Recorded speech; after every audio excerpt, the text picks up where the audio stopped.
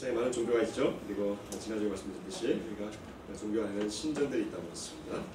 그리고 오늘은 그 신전에서 거하는 사제들이 있는 것을 알게 됩니다. 불교에도 사찰이 있고 여기 가면 승려들이 있습니다. 일본에 그 신사를 갔더니 거기 안에 보니까 신사들이 있는데 그 안에 바로 이 신사를 섬기는 승려들이 있더라고요. 이슬람에도 사원들이 큰 사원들이 이제 점점 많아지고 있는 이 시대에 거기 가보면 이맘이라고 하는 사제들이 있습니다. 힌두교에도 가보면 사찰 안에는 바라만이라고 하는 제사장 그룹이 있습니다. 마찬가지로 이스라엘 백성들에게도 하나님께서 그 사원, 성막을 주시고 그리고 이제 그 성막에서 섬길 사제들을 주십니다. 그것이 오늘 중요한 이 제사장이라고 하는 내용입니다. 오늘은 우리는 이 본문을 통해서 제사장은 누구이고 이들은 무엇을 하는 사람인지 그리고 이 내용이 오늘날 우리에게는 어떻게 적용되는지 같이 살펴보면서 은혜 받는 시간이 되길 바랍니다. 여러분 본문의 배경에 대해서 제가 잠깐 설명을 좀 드리겠습니다. 28장, 29장, 30장까지 읽었는데 우리 계속해서 출애굽기를 좀 보고 있습니다. 이 출애굽기를 하나님이 이스라엘 백성들을 끄집어내셨잖아요. 그래서 그곳에서 이제 언약을 맺으시면서 율법을 주셨죠. 그리고 지난주에 봤듯이 그 율법을 통해서 섬기게 될 장소인 성막을 주셨습니다. 성막을 주시고 이제 이 성막을 중심으로 해서 섬기게 될 사람들, 제사장을 이제 오늘 말씀을 통해서 주십니다. 자, 우리가 성경을 보면 이제 앞에서부터 창세기, 출애굽기, 레위기, 민수기, 신명기 쭉 읽다 보면 제일 많이 나오는 단어가 이 제사장이라고 하는 단어예요.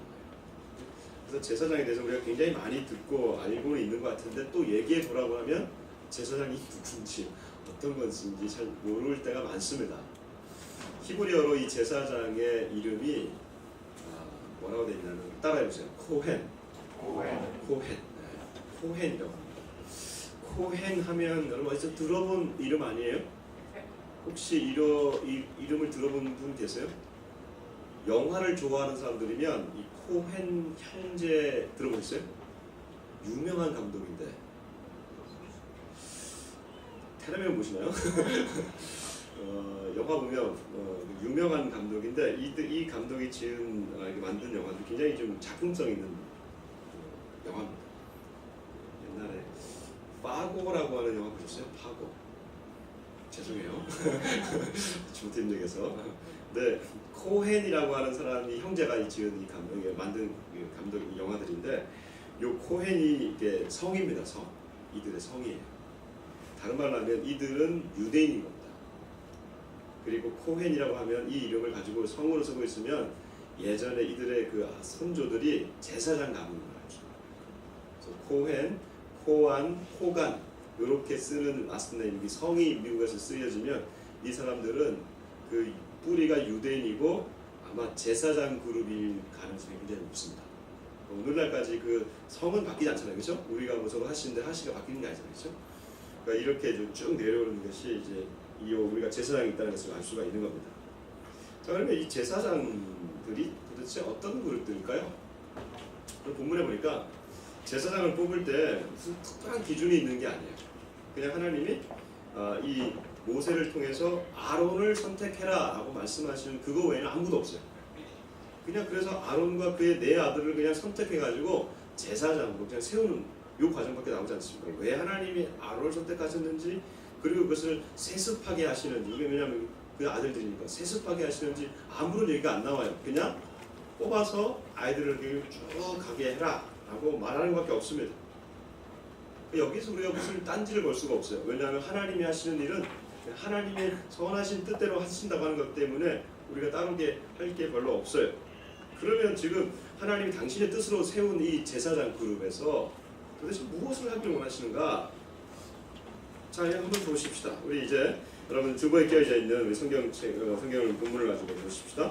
북한성경 본문을 보시면 저에게는 이제 북한성경 본문도 같이 보고 있습니다. 28장입니다. 28장 3절을 한번 보십시다. 3절 같이 한번 보세요. 위에는 28장 3절 같이 한번 보겠습니다. 시작.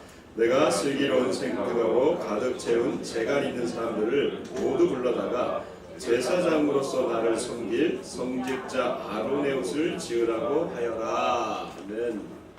자, 보시면 이제 이게 제사장 옷을 만드는 작업. 제사장 옷을 만드는데 그 아론에 대해서 설명해 주고 있는 게 있습니다. 제사장으로 나를 섬길 성직자 아론 하면서 이 아론에 대해서 얘기하고 있습니다. 제사장으로 섬긴다. 처음으로 이제 제사장이라고 하는 이 직분을 만들고 제도를 만들고 이 제사장을 위임을 하는 겁니다. 교회도 이제 나중에 저희 교회도 뭐 이렇게 되면 이제 제가 이렇게 목사 위임을 받게 됩니다. 교회 안에서 위임식을 하게 되죠. 그런 이제 위임 예배라는 게 있듯이 제사장도 마찬가지죠. 제사장도 이 위임식을 했습니다. 이 최초의 위임식이죠. 이 위임식을 어떻게 하냐면 뭐 성경 우리가 다 읽지 않았습니다만 이 제사장이 몸을 깨끗이 씻습니다. 깨끗이 씻고 그 다음에 거기서 이제 옷을 입힙니다. 아주 멋진 옷을 입혀요.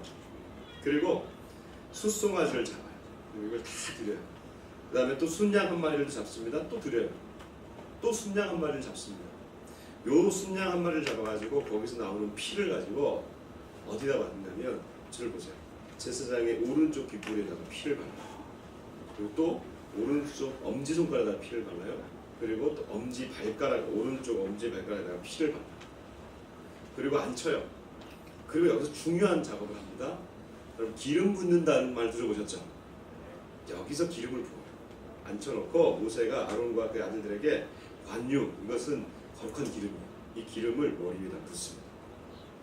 여기서 이제 기름 부음 받은 자라는 말이 나온 거예요. 이 기름을 붓고 그러고 난 다음에 아까 죽였던 그 피 있죠. 그 양의 피를 가지고 기름과 섞어요. 섞어서 그 제사장의 옷에다가 뿌려요. 그러면 이제 이 제사장은 아주 거룩한 제사장이 탄생이 되는 겁니다. 여기서 이제 제사장이 나오는 이런 장면이에요. 자, 그러면 이렇게 세워지는 제사장, 이 제사장이 도대체 무슨 일을 하는 사람들인가? 제가 네 가지로 여러분 간단하게 먼저 말씀을 좀 드리겠습니다. 여러분 한번 1절을 한번 보십시다. 다시 한번 성경 28장 1절 한번 보겠습니다. 같이 한번 읽어봐요. 시작. 너는 이스라엘 백성 가운데서 너의 형 아론과 그의 아들들 곧 나답, 아비후, 엘르아살, 이다말을 불러내어 나를 섬길 제사장으로 삼아라. 제사장의 직무가 가장 중요한 직무가 바로 제일 먼저 보니까 나를 섬길 제사장이래요.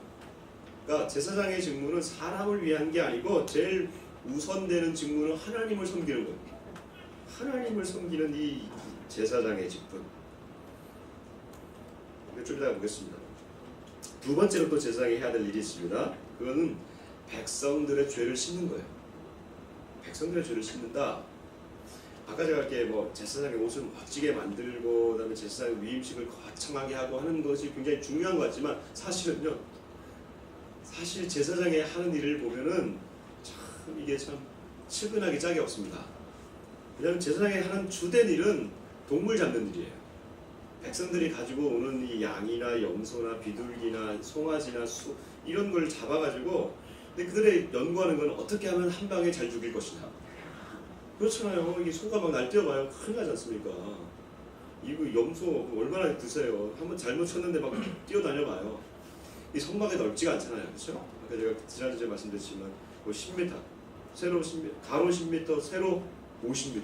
그러니까 우리 교회에 이렇게 두게 되겠다. 그 정도 선에서 이 성막의 이 마당에서 이걸 잡는 일이잖아요. 그 조만한 곳에서 계속해서 피의 냄새가 있고 그리고 그것을 잡아가지고 태우잖아요. 그러니까 냄새가 좀 진동하는 게 바로 이 제사장의 역할입니다. 그러니까 우리말로 하면 예전에 지금은 이제 그렇게 안 부릅니다만은 예전에 혹시 백정이라는 말 들어보셨어요? 이 짐승을 잡는 그 일을 이 제사장이 하는 거죠. 그러니까 이게 이제 이 짐승을 잡아야지만 하나님과 백성들 사이에서 이 죄를 사해주는 이 제사를 드리는 역할을 하기 때문에 하나님과 백성 사이에서 있는 겁니다. 세 번째가 뭐냐면 하나님이 주신 이 율법을 잘 해석해가지고 그 해석을 한 것을 알려주는 거예요. 하나님 말씀이 다 기록이 되어 있습니다. 그러니까 율법을 잘 기록하고 해석하는 거예요. 지금 이게 여러분 이게 우리가 이렇게 멋진 성경으로 되어 있으니까 그렇지 구약에서 가장 중요한 앞에 있는 책 모세 오경이라고 하는 이 책이 언제 쓰여진지 아십니까? 모세 시대에 쓰여졌기 때문에 벌써 3,500년이 지난 거예요. 제문대가 아주 멋지게 되어 있으니까 그렇지 사실은 이들이 이것을 가지고 양피지에다가 하기도 하고 짐승의 가죽에다가도 기록하기도 하고 기록할 때마다 얼마나 이게 오자가 많겠습니까? 그 오자와 탈자를 없애려고 최선을 다해서 준비한 거죠. 기록하고 그리고 그 말씀을 가지고 레위기에서 보면은 그 말씀을 해석해 가지고 백성들에게 알려줘야 돼요. 예를 들면 나병, 오늘날 이제 한센병이라고 하는 이 한센병자들은 하나님의 저주받은 병이랍니다. 그럼 저주받았으면 이들이 다시 회복될 때 회복되는 절차가 레위기에 나와 있습니다. 이걸 통해서 결정한 사람이 누구냐면 제사장이에요.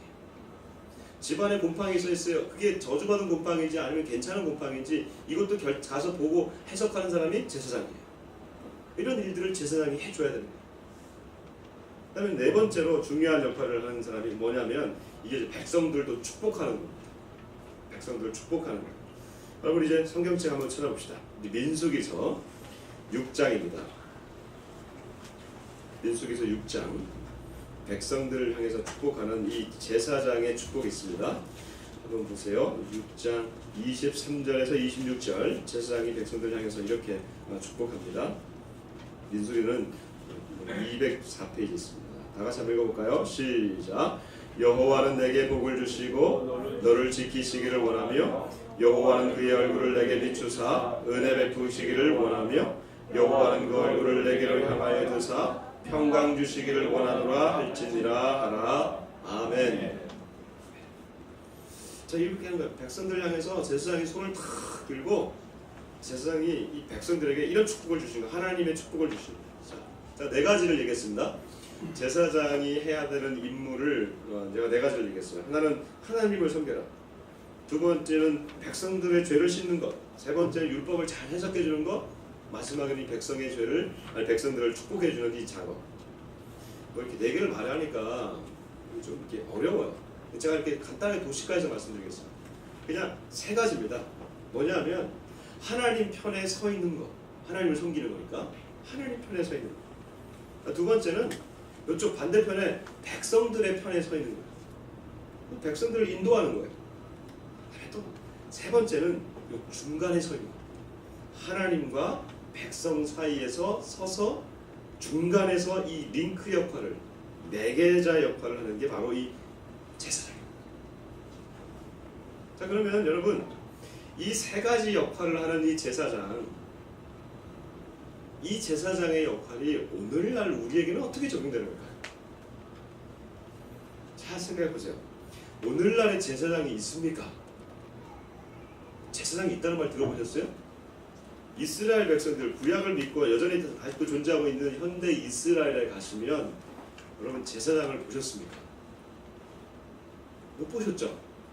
오늘날까지 보면 이스라엘 안에는 제사장이 없습니다. 왜요? 제사장의 주된 역할이 뭐냐면 성막이 있을 때 제사장이 주어진 거예요. 근데 오늘날 성전이 있습니까? 성전이 없어요. 그러니까 그 성전에서 제사 드릴 역할을 할 제사장이 필요가 없는 거죠. 그러니까 오늘날 이스라엘 가도 제사장은 없어요. 단지 율법을 해석해야 되니까 그 율법을 해석하는 레바이라고 하는 랍비들이 있습니다. 랍비들은 여전히 존재하고 있습니다. 그냥 엄밀하게 말하면 이들이 제사장은 아닌 거죠. 그러면 이 구약도 믿고 신약에 나타난 예수님의 말씀을 믿는 저와 여러분 오늘날 교회 안에는 제사장이 있습니까? 어떤 이들이 이렇게 얘기합니다. 목회자가 제사장이다. 여러분 목회자가 제사장으로 보는 것은 만일에 일반 종교의 영역에서 본다 그러면 사제 역할, 그렇죠? 신부나 아니면 승려나 뭐 이런 사제 역할을 하는 면에서는 뭐 제사장을 사제로 본다 그러면 그게 뭐 맞을 수도 있겠어요. 그러나 성경적인 의미에서 목회자는 제사장은 아닙니다. 왜냐? 하나님이 이 제사의 역할들을 하면서 제사를 드리게 하면서 이 제사장의 역할을 예수님의 하나님의 아들 예수님이 이 땅에 오시게 하셨고 그 예수님이 제사장이신 예수님이, 대제사장이신 예수님이 당신을 제물로 드리는 이런 모순을 십자가에서 행하셨어요. 그래서 당신의 제사로 더 이상의 제사가 필요가 없게 됐어요. 그러니까 더 이상의 우리는 제사장이 필요가 없는 그런 자가 됐어요. 왜냐하면 예수님이 마지막 대제사장이 되셨기 때문에 우리에겐 제사장이 필요가 없습니다. 그러니 목회자는 제사장이 아닌 거예요. 근데 성경에 보니까 이 예수님을 믿는 자들에게 하나님이 무슨 호칭을 주시냐면 저와 여러분에게 이런 호칭을 주십니다. 베드로가 이런 말씀을 합니다. 너희는 택하신 족속이요 왕같은 제사장들이요 거룩한 나라요 그의 소유가 된 백성이다. 다른 말로 하면 저와 여러분을 향해서 뭐라고 하냐면 거룩한 제사장이다. 따라해 보십시오. 거룩한 제사장이다. 거룩한 제사장이다. 왕같은 제사장이다. 왕같은 제사장이다. 저와 여러분을 제사장이라고 합니다. 더 이상 구약에서 어떤 아론의 가문에서 나오는 제사장이 아니고 저와 여러분이 예수님을 믿으면 우리가 제사장이 된다는 것입니다. 자, 이건 당연한 거예요. 왜? 자, 지난주에 하나님이 성막을 주시고 그것이 성전이 되었고 그 성전이 우리 예수님을 통해서 우리 안으로 들어왔기 때문에 우리가 성전 된다고 그랬어요. 그러니 성전이 주어지면 제사장이 주어지는 거니까 내가 성전이 되었다면 내 몸에 이 거룩한 성전을 가꾸어갈 제사장이 바로 내가 되는 것이죠. 다른 누가 되는 게 아니에요. 내 몸 안에 성전이 들어왔는데 이 성전을 가꿀 제사장이 바로 저와 여러분, 바로 나인 겁니다. 자, 그러면 저와 여러분이 제사장이 됐다면 제사장의 직분을 우리가 아까 세 가지 도식에서 어떻게 감당하고 있겠습니까? 첫 번째 제가 이 도식을 말씀드렸어요. 하나님 편에 서 있는 제사장이라고 했어요. 그러면 여러분 우리가 정말 하나님 편에 서 있습니까? 이것만큼 애매한 질문이 없어요. 당신은 하나님 편에 서 있습니까? 아니면 내 편에 서 있습니까? 아니면 세상 편에 서 있습니까? 이것만큼 참 객관적으로 뭐 몇 점이다라고 말할 수 있는 이런 게 없어요. 그러나 여러분 아시죠? 저와 여러분 이런 질문하면 나는 압니다. 나는 알아요. 다른 누구는 몰라도 이 질문을 하면 나 자신은 내가 하나님 앞에 서 있다. 이런 말을 할 수 있는지 없는지는 자신은 알아요. 자, 이 사람 얘기를 한번 해볼게요.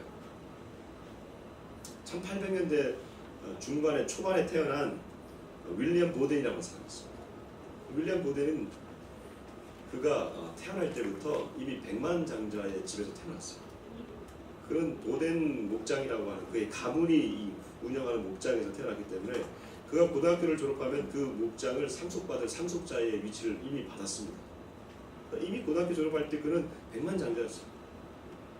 근데 그가 고등학교를 졸업하고 세계를 여행할 기회를 얻었는데 그때 그가 그 세계를 여행하면서 하나님이 그에게 새로운 마음을 주셨어요. 잃어버린 자들, 가난한 영혼들을 향한 그 마음을 주시고 그가 평생을 선교사로 살겠다고 결심을 합니다. 그러면서 그가 돌아와서 그의 성경책의 한 구절에다가 이렇게 표현합니다. 영어권 사람이니까 영어로 이렇게 썼어요. 제가 영어로 얘기하겠습니다. No vision.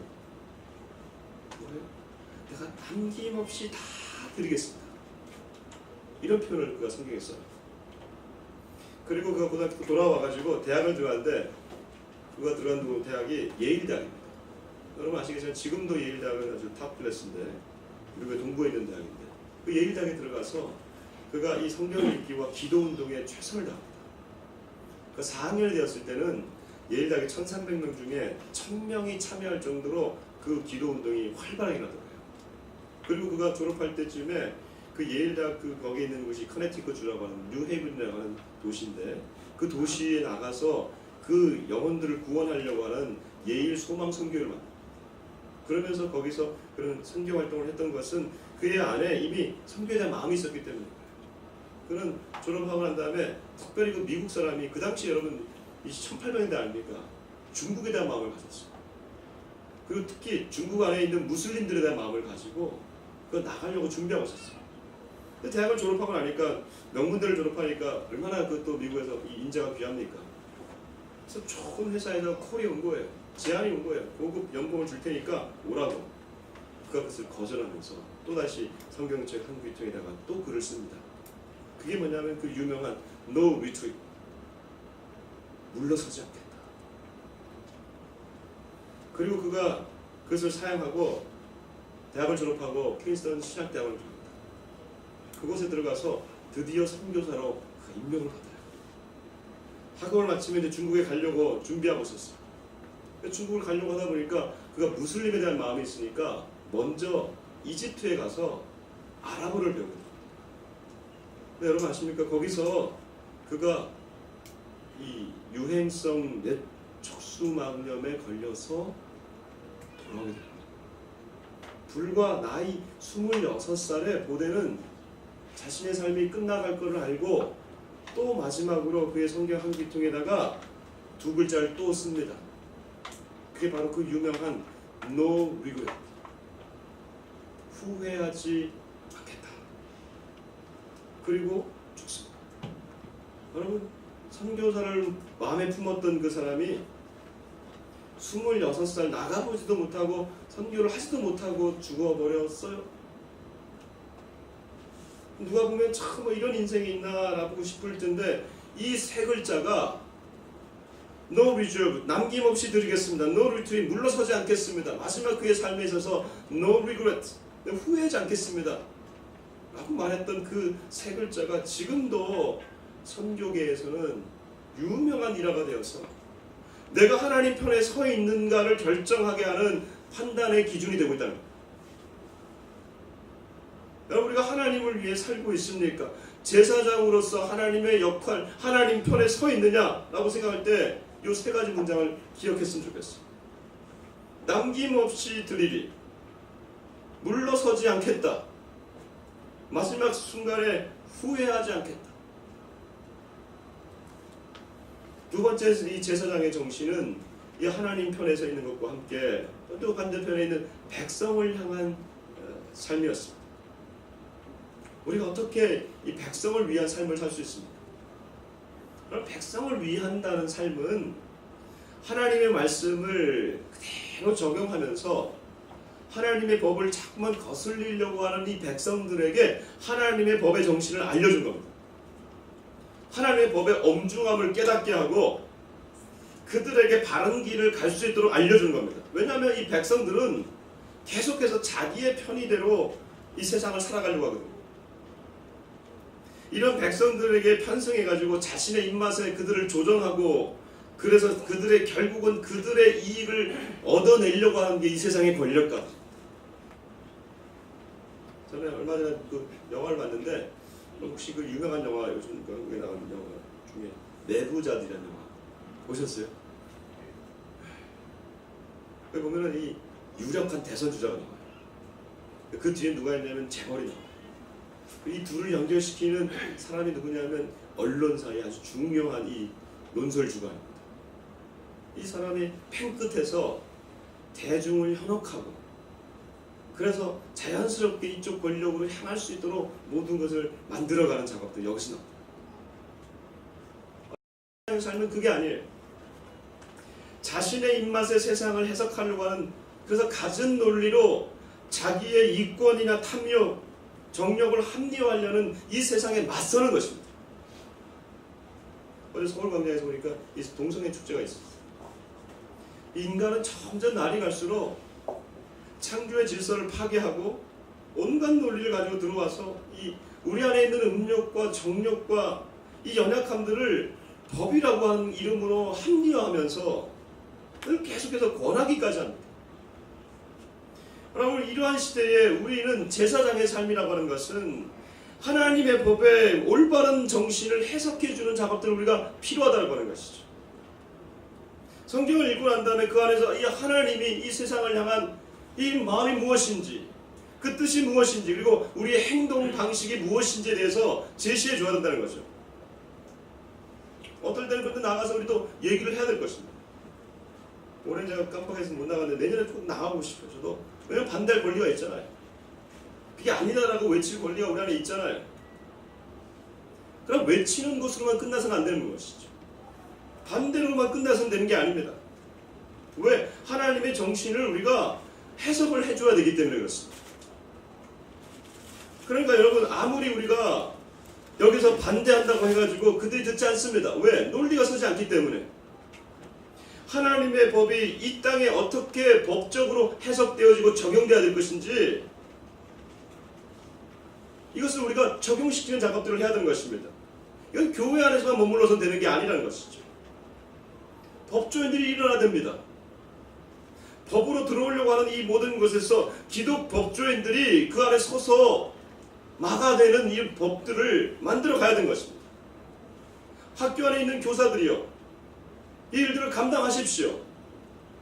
보건 영역에 있는 자들이요, 제사장의 역할을 감당하시고 얘기하십시오.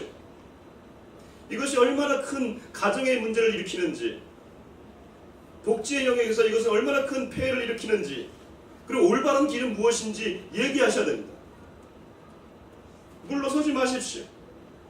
왜 인권의 운동으로 이것이 들어옵니까? 올바른 기독 인권자들이 일어나야 되는 것입니다. 그럼 하나님의 백성으로서 하나님의 법을 해석해내는 작업을 목회자에게 주신 것이 아니고 저와 여러분의 삶의 각 영역에서 이것을 해석해 나가면서 제사장의 역할들을 감당하라고 하는 것입니다. 하나님의 법에 대해서 여러분들이 알면서 전문가가 되지 못한다 할지라도 하나님의 법의 정신을 알잖아요. 그러면 내 영역에서 어떻게 이것을 만들어갈 것인가 고민하십시오. 왜 고민하지 않습니까? 목회자만 고민합니까?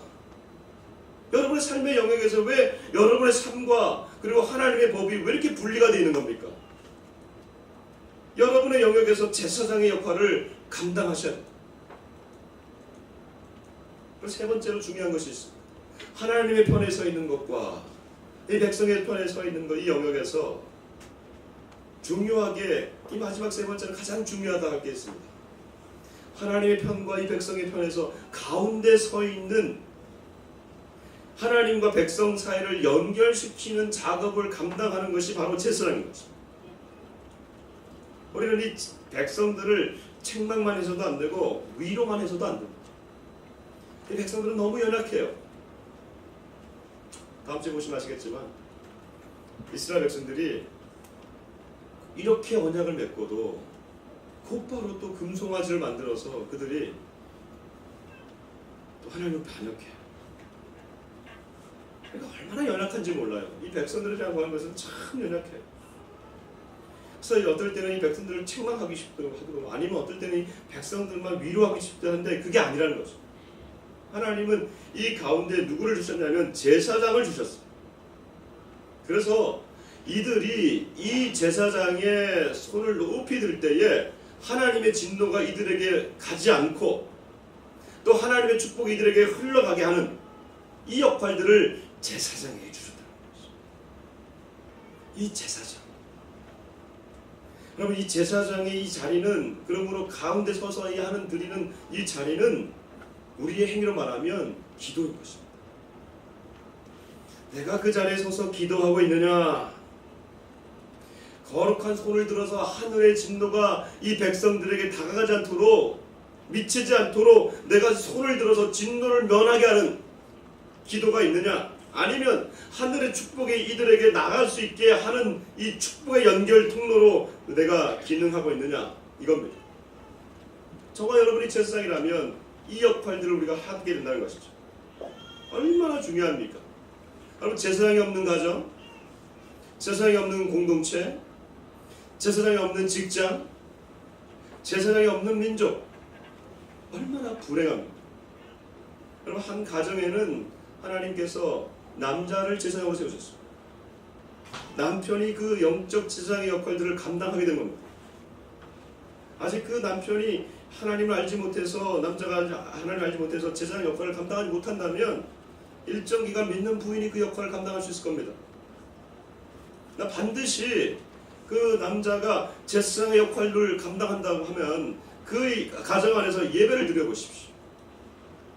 가정이 풍지박산 나기 전까지 그 가족이 예배를 드린다면 그 가정은 무슨 일이 있어도 다시 살아납니다. 목회자도 마찬가지입니다. 공동체 내에 교회 공동체 안에서 목회자가 제사장은 아니지만 이런 면에서 제사장의 역할이 있는 겁니다. 하나님과 성도들 사이에 중간에 서서 중보의 손을 높이 들 때에 그 공동체가 무너지지 않는 겁니다. 여러분, 목회자가 넘어짐으로써 공동체가 오늘날 이 교회 공동체가 얼마나 무너지고 있습니다. 바로 이 중간지대에 서 있는 것이 바로 중요한 제사장의 역할을 감당하는 중보자라고 하는 것이죠. 중보자의 가장 중요한 것이 바로 이 기도라고 하는 것입니다.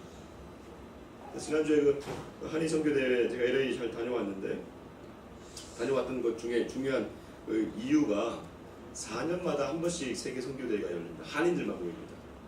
미국 LA에 있는 아주사 대학이라고 유명한 대학인데, 기독교 대학에 있는 그곳에 한 교민들 해서 다 합쳐서 선교사를 1000여 명 다 합쳐가지고 한 2000여 명이 모여가지고 4박 5일간 집회를 했습니다.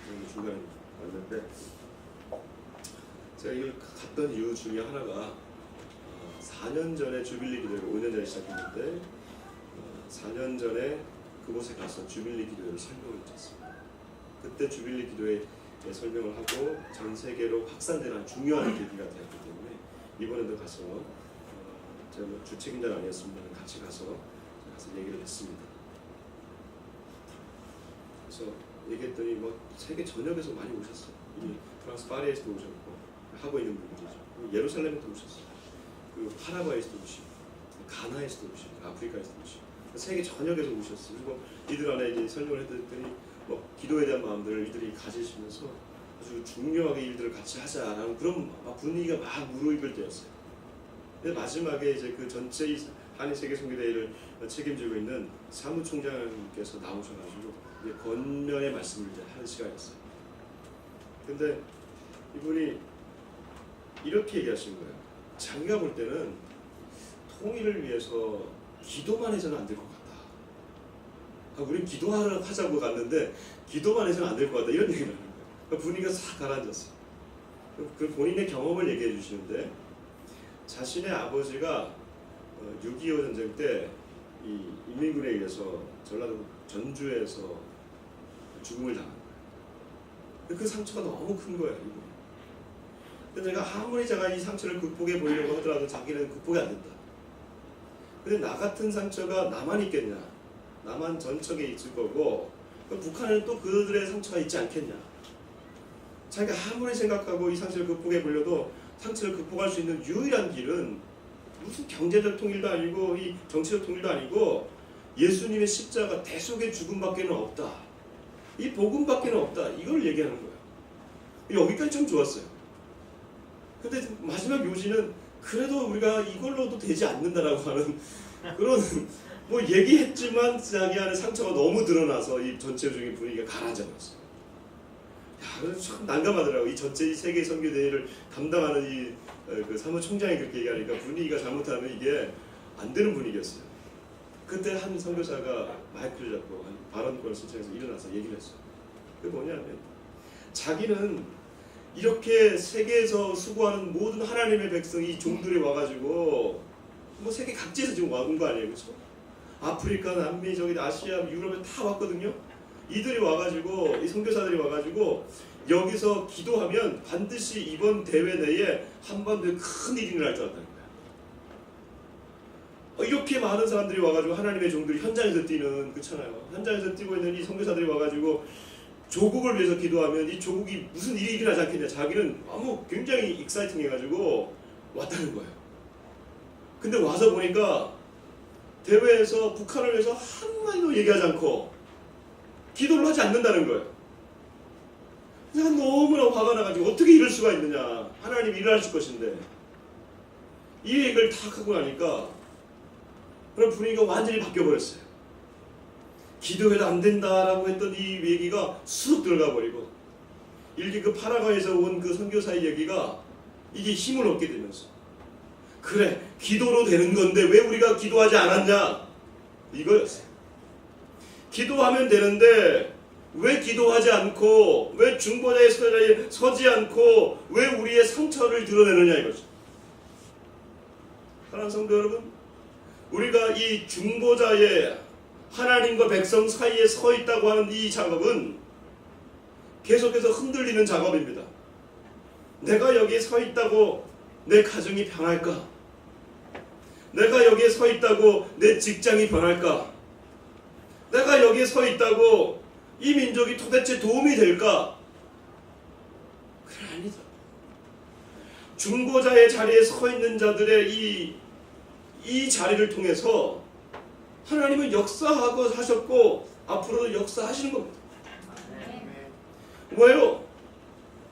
이 자리가 힘들고 어려워도 하나님은 이 자리를 통해서, 여러분, 내가 없었다면, 이 민족에 우리 중보자들이 없었다면, 우리의 가정에 믿음의 아버지가 없었다면, 믿음의 부모가 없었다면 우리 가정은 어떻게 됐을까? 이걸 생각해 보십시오. 조국이 안심하라, 이렇게 얘기할 수 있었던 이 가나안동문학교의 김용기 장로님, 왜 그렇습니까? 당신이 조국의 이 중보자로 서 있었기 때문에 그렇습니다. 중보자에게 주시는 놀라운 축복들이 있어요. 주빌리 기도를 이렇게 하다가 보니까 발견되는 공통점이 하나 있어요. 각 지역에 지금 중요하게 교회들에서 이 주빌리 기도를 하는 교회들이 있는데, 춘천, 제주, 전주, 대전, 이 교회들의 특징이 있습니다. 지역에서 비가 오나 눈이 오나 이 기도를 계속 감당하는 교회들의 특징이 뭔지 아세요? 교회들이 다 잘 되는 거예요. 이게 하나님이 주시는 이 복이구나. 그 지역에서 지금 영향력을 가져가면서 이게 놀라운 일을 하게 됩니다. 아, 그렇지. 하나님이 주시는 중보의 기도자의 놀라운 힘이 있지. 제가 그걸 느꼈어요. 근데 지지난주에 우리가 여기서 금요기도를 했지 않습니까? 그때 일본에서 주빌리 기도회를 담당하는 미야자키 일본인 목사님이 여기 오셔서 말씀을 주셨어요. 잠깐 얘기해 주셨어요. 근데 저는 그게 너무 큰 은혜가 돼요. 제가 알기로는 주빌리 기도회를 담당하면 그 교회는 다 잘 되고 목사님도 다 잘 된 줄 알았는데, 이 목사님은 전혀 반대 얘기를 하시는 거예요.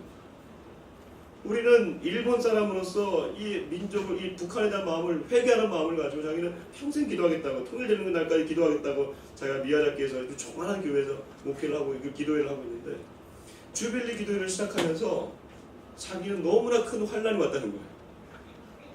그래서 교회에서 재정을 담당하는 사람도 도망가 버리고, 교회에서 분란이 일어나고 자기는 너무 마음이 힘들고 어렵다는 거예요. 근데 그런데 저는 그때 그게 너무 큰 은혜가 됐어요. 그동안 다 잘 감당하면 다 잘 된다고 저는 생각하고 당연히 그렇게 될 줄 알았는데, 그 반대의 얘기를 해주시니까 저는 너무 큰 은혜가 됐어요. 왜요? 하나님이 반드시 저분에게 주실 놀라운 축복이 있겠구나. 그걸 보게 된 거예요. 아직 경험하지 못한 것일 뿐이지, 그 중보의 자리에 제사장의 역할들을 감당하는 자리를 하나님이 결코 멸시하지 않으신다니까.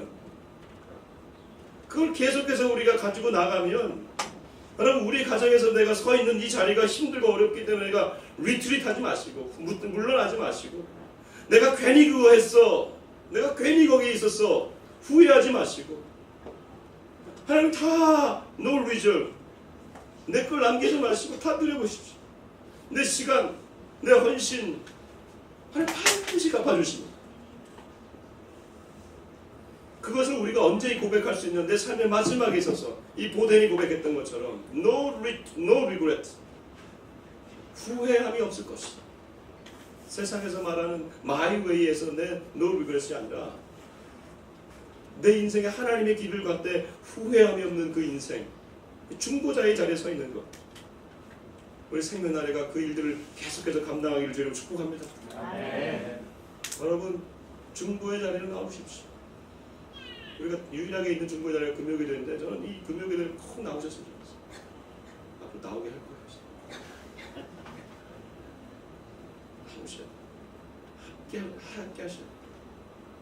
얼마나 귀한 그 중보의 자리, 축복의 자리, 그 자리가 여러분 내가 복을 받는 자리, 나 때문에 주변 사람들이 복을 받게 되는 자리 말씀을 했습니다.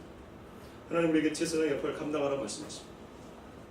그에게 나는 제사장의 이 제사장 의복이나 제사장 직분을 주신 건 아니지만, 저와 여러분이 하나님을 위해 살고 백성들을 인도하고, 그리고 이 백성과 하나님 사이에서 우리가 축복과 그들을 중보하는 자리에 계속해서 서 있기를 주의 이름으로 축복합니다. 하나님 아버지 감사합니다. 주께서 우리를 제사장의 역할을 감당하라고 예수의 피로 우리 안에 성전을 만드시고 그 성전을 갖고 가는 제사장으로 우리를 세우셨는데 그 역할들을 감당하기 어려워서 회피하고 숨어버리고 눈을 감아버린 것을 이 시간 고백합니다. 하나님, 내가 서 있는 곳에 하나님의 거룩함이 드러나는 제사장 역할들을 감당해도 불구하고 내 가정이, 내 직장이 하나님 점점 썩어져가고 무너져가고 있는 것을 이 시간 고백합니다. 하나님, 이 민족이 무너져가고 있는 것을 고백합니다. 다음 세대가 넘어져가고 있는 것을 고백합니다. 하나님, 불쌍히 여기셔서 나를 통하여 일어나가여 주시기를 원합니다. 내가 속한 직장과 내가 가지고 있는 이 전문 영역에서 하나님의 정신을 전달하는 제사장이 되게 하여 주옵시고 하나님, 물러서지 않게 하여 우리의 인생에 있어서 마지막에 고백할 때 후회함이 없는 삶이었다고 고백하는 우리 제사장들 삶들이 되게 하여 주옵소서. 생명나비를 이 가운데 세우시니 감사합니다. 하나님, 계속해서는 중보의 손을 높이 드는 하나님의 교회가 되게 하여 주시고 제사장의 역할들을 감당할 수 있는 귀한 공동체가 되게 하여 주옵소서. 할렐루야. 감사하며 예수님 이름으로 기도드립니다.